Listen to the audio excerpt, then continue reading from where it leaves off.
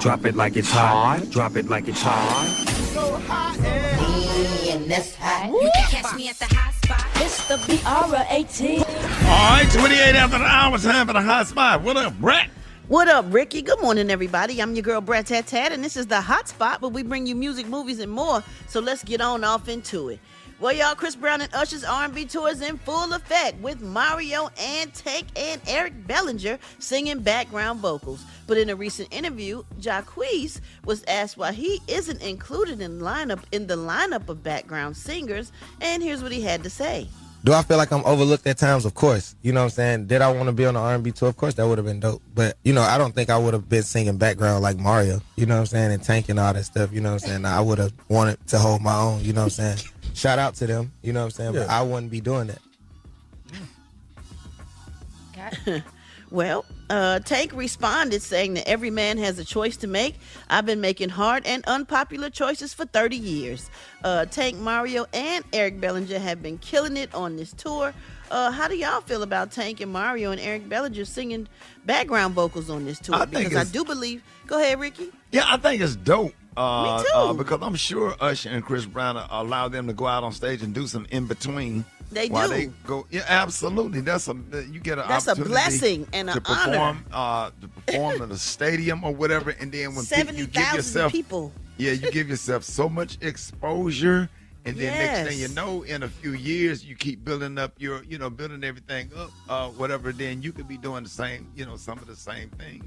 Yes, and people that might not know some of their songs now have seen them perform and now want to go buy their music too. You know what I'm saying? You introducing yourself, putting yourself in front of some people that probably didn't, know your music or whatever. So I always try to go for another audience or whatever. Yeah, man. Yeah. And Eric Bellinger is a prolific writer. He writes for Usher, Chris Brown, just all of these amazing people. If you look up Eric Bellinger, he's a real cool dude. And he's got a long catalog. Yeah, you go out on stage and kill it, and an opportunity like that, you have no idea what you're setting yourself up for. That's right.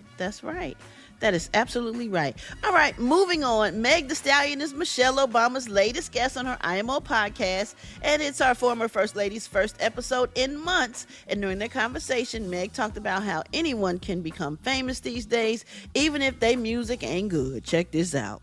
A lot of people want the fame without the hard work that goes into it, right? Yeah. I mean, honestly, it's a little bit easier to do that, though, now. You can go viral on Instagram and have a terrible song. Just the internet has made it really easy to be famous, good or bad. I think you can tell the difference between people who really love what they do and people who just want to be famous. Well, she's absolutely right. I can't say she wrong. What y'all think? Can anybody get famous nowadays? Yeah. Yep. Social media. You don't have to really have no talent. You just gotta have a hit song, something catchy with a jingle, and not even a hit song. And a dance. Do not get a dance on TikTok. don't that get these a dance kids like. right. Get it. Don't get you a TikTok dance behind it, because you definitely famous after that. All right, y'all, last but not least, now we all know Drake is known for showering people with lavish gifts like Hermes Birkin bags, expensive cars, large sums of money, and more. But while on a live stream, Drake made it clear that he doesn't consider spending money on somebody tricking, and here's what he had to say. Don't be afraid to do something for somebody. I was saying the other night, I hate the term tricking. Because tricking has a negative connotation to it, like you're doing something for somebody for something in exchange. It's just nice to make somebody else feel good. Like, that might do something for you in life more than trying to get that watch, get that whip for yourself, but do something for somebody else. You might feel a little more than strapping a watch to your wrist.